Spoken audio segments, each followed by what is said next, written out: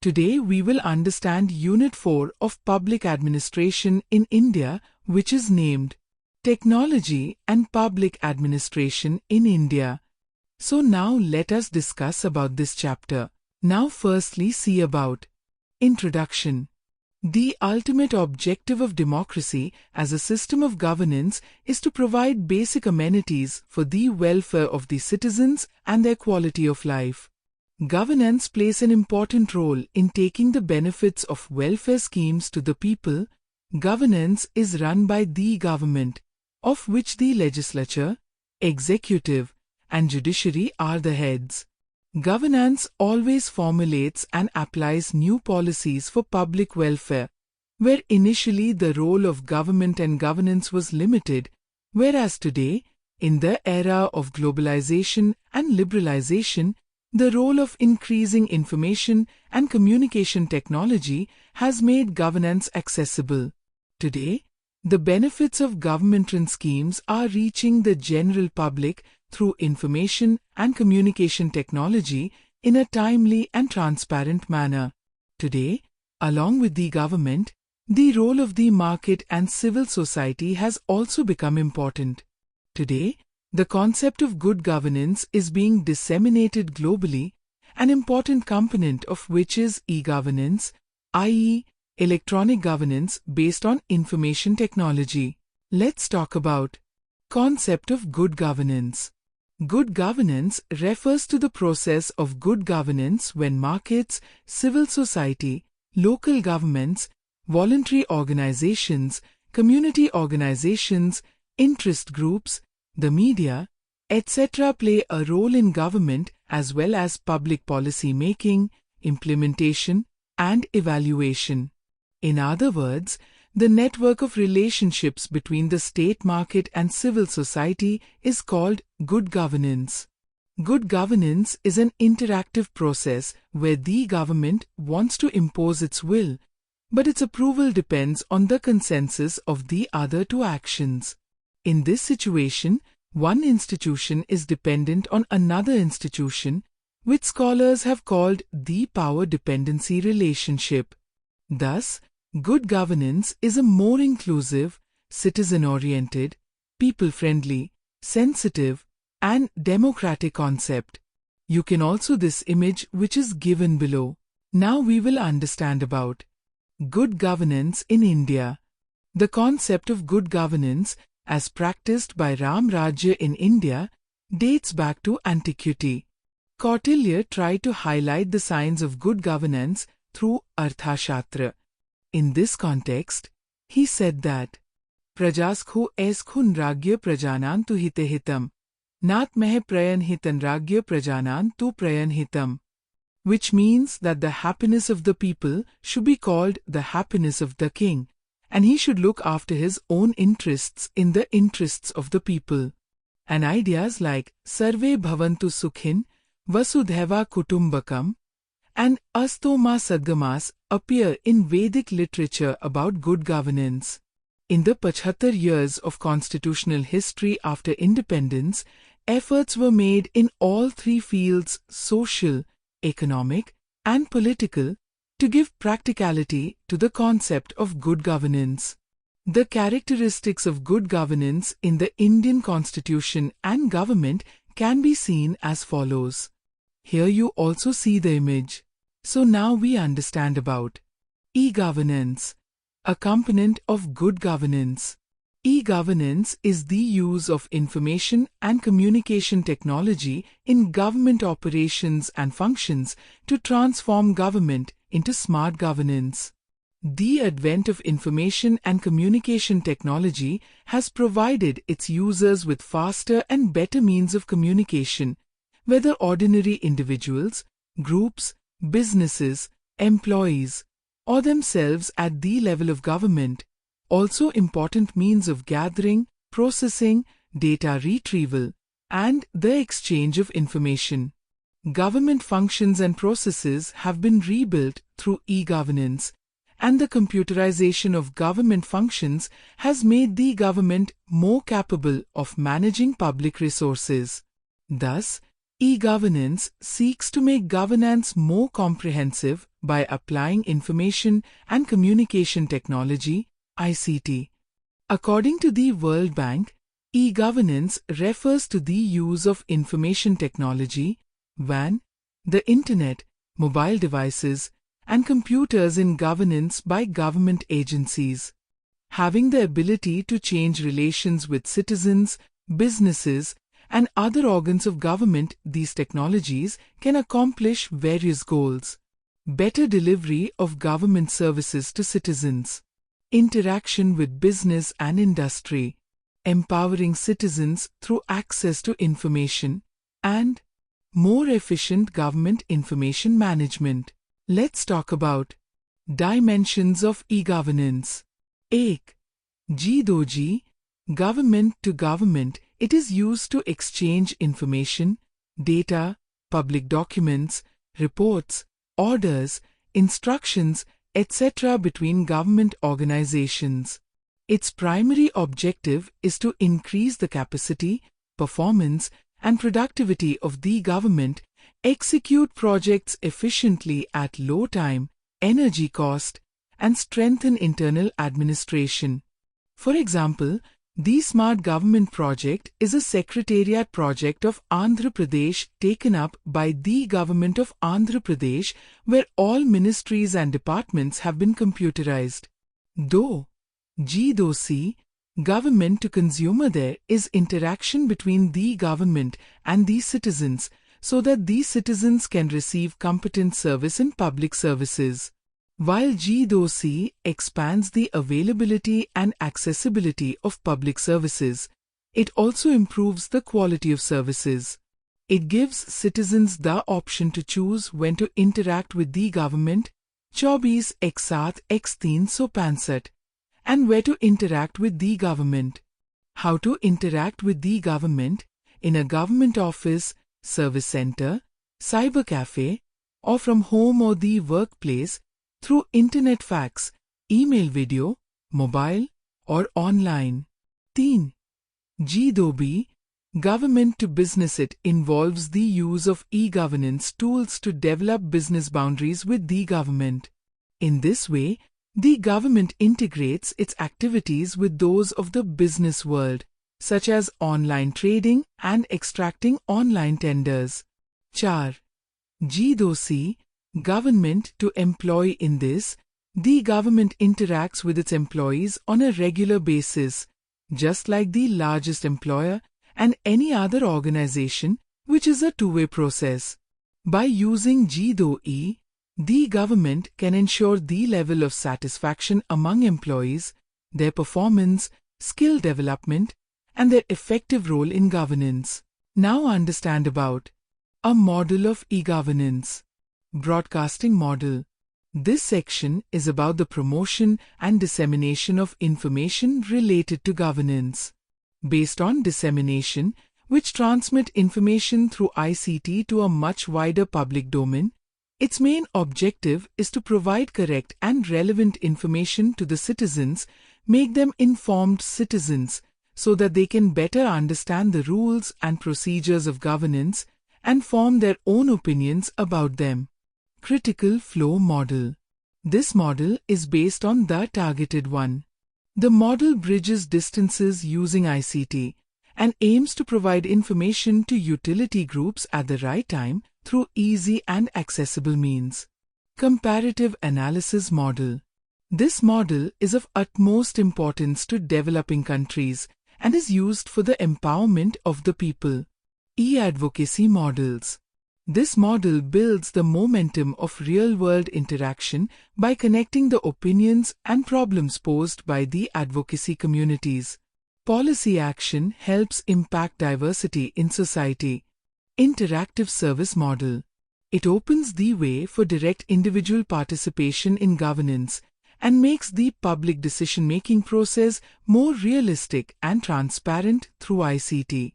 E-voting is directly available to the citizens, as is online redress of complaints related to the election of the government through e-voting. On various issues, mediums like opinion and e-democracy are adopted. Now we will see the journey of e-governance in India.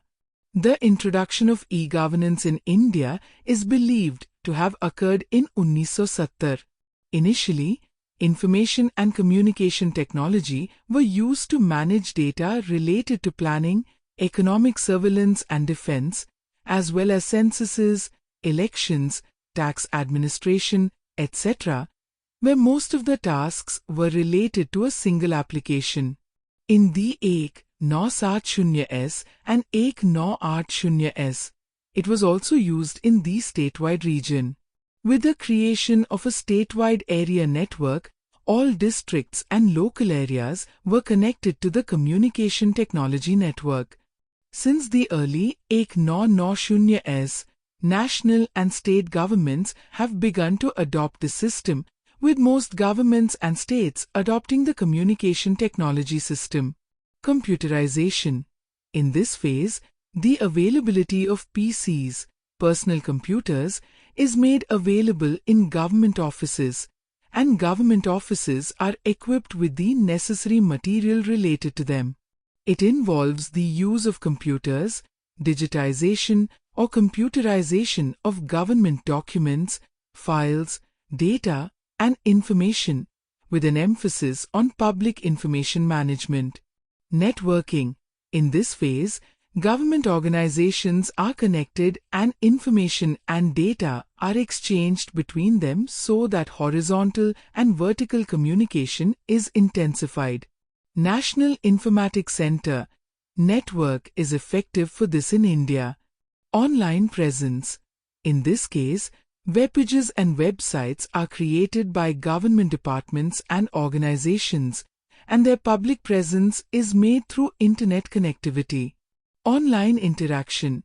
The natural result of online presence is open communication between government organizations and citizens, G2G, G2C, G2B, and G2E. It includes open communication, electronic voting, electronic democracy, online tendering, an online public forum, an online survey, etc. So let's see. Features of e-governance. Ek. E-governance integrates governance and administration with information and technology. Do. E-governance improves the quality of governance. Through this, information is made available, citizens are represented and their participation is ensured. 3. E-governance is a combination of governance, administration, and information technology that aims to bring transparency, efficiency, and efficiency to governance. This includes e-democracy, e-citizenship, and e-governance. 4. The practical form of e-governance is the use of the Internet and information technology in the work of administrative departments and institutions. 5. E-government reduces paperwork and red tape in governance. E-government encourages teleconferencing rather than supervising and supervising officers' private visits. 6. E-governance not only facilitates governance, but also facilitates access to government services for citizens. You can also see benefits of e-governance. 8. Information technology has made the policies and schemes of the government accessible to all, i.e., everyone's access to information has become equal today. Though e-governance has not only ensured access to quality services for citizens, but it has also narrowed the gap between rich and poor, urban and rural. 10. Through e-governance, the administration has reached remote areas, which benefits both the government and the citizen. This has increased the ease of governance. 4. E-governance has made governance more responsive and accountable so that governance can be connected with the spirit of morality. 5. Through e-governance, citizens will be provided with services like where, how, and when, which benefit the citizens. 6. E-governance has reduced corruption, curbed tax evasion, increased revenue, and reduced costs. That is, good governance can be established in fact through transparency and openness in governance. Here also given some limitations of e-governance. 1. Lack of illiteracy. The level of literacy rate in India is low, and the population of illiterate people is even smaller, due to which the benefits of government information and schemes are not available to everyone. Though ICT is one of the most important tools of e-governance, but due to inadequate ICT and a lack of infrastructure in India, a large section of the population does not have adequate means of ICT, due to which the benefits of e-governance and its objectives are not being met equally. 3. The language medium of information technology is mainly English. Due to a lack of availability in local languages, it is not used due to language. 4. The use of ICT in governance and administration has increased, but the procedures and laws related to it have not been redefined. Due to this, it is not implemented smoothly. 5. Many e-governance projects are currently being implemented in India, but these projects have not been able to simplify governance, nor have they been able to connect people with governance. There has to be a change in administrative culture and mood, and it is necessary to train administrators and reinterpret administrative processes. 6. The projects currently underway emphasize demonstrating technical capabilities. In place of centrality, technical centrality is found. Now understand about e-governance, government initiatives. India has been at the forefront of the information technology revolution, which has increased its application in government institutions, service delivery, rural development, local self-institutions, education, training, the economy, and many other areas. Towards this end, the government legalized digital governance through the Information Technology Act 2000, which provides a legal format for transactions made through electronic data exchange. Mother. C. To give further impetus to T-based e-governance, the National E-Governance Plan 2003 was launched with the objective of accelerating the delivery of public services across the country in an effective and transparent manner. Currently, 749 million people in India are using the internet, and broadband connections are expected to reach 5,50,000 villages by 2022.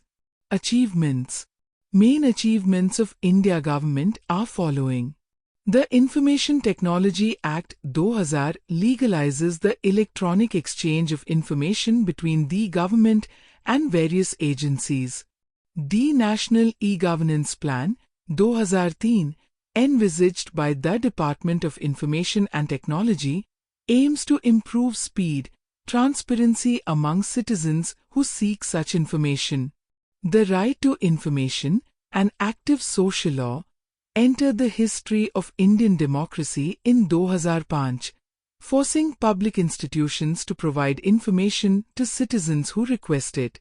The National E-Governance Plan 2006 comprises 27 mission mode projects at the central, state, and grassroots levels to enable citizen-centric governance.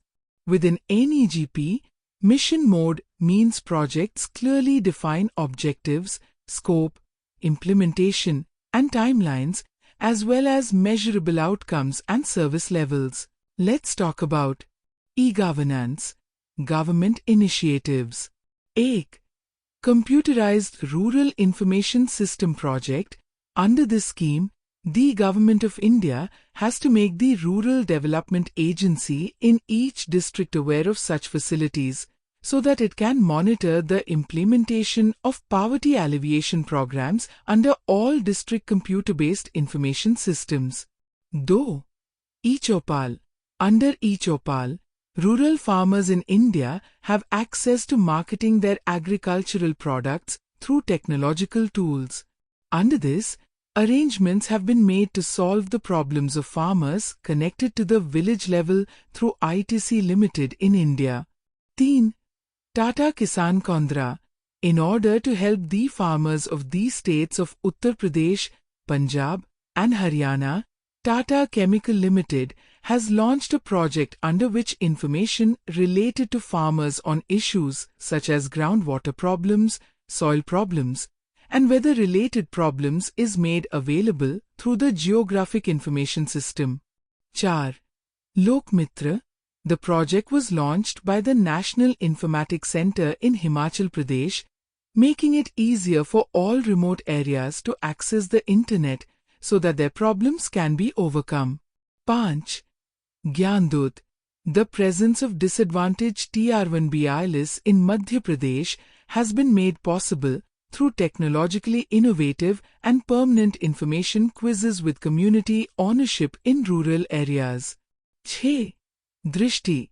In states like Madhya Pradesh, Punjab, and Haryana, a vision has been set up under which a network has been developed to address the problems related to the distribution and promotion of consumer goods and basic goods, which are based on the Here we all see about Digital India Program. The Digital India Program is a unique initiative of the Ministry of Communications and Information Technology, the main objective of which is to enable India in digital form and transform it into a knowledge-based economy, as well as to reshape processes linked to government work, introduce digitized services in them, make information available electronically, and make government services accessible to citizens. According to projections till December 2022, the percentage of mobile subscribers in India is 90% of the total population, making India the world's second largest mobile subscriber. According to a Google report, about 30% of people in India have access to a smartphone. Smartphones are a key component in transforming the Digital India program. There are three main areas of Digital India. 1. Digital empowerment of citizens. 2. Infrastructure as a civic tool. And 3. Demand-determined governance-based services. Now we will understand about key pillars of Digital India. There are 9 major pillars of Digital India, which are as follows. 1. Broadband highways.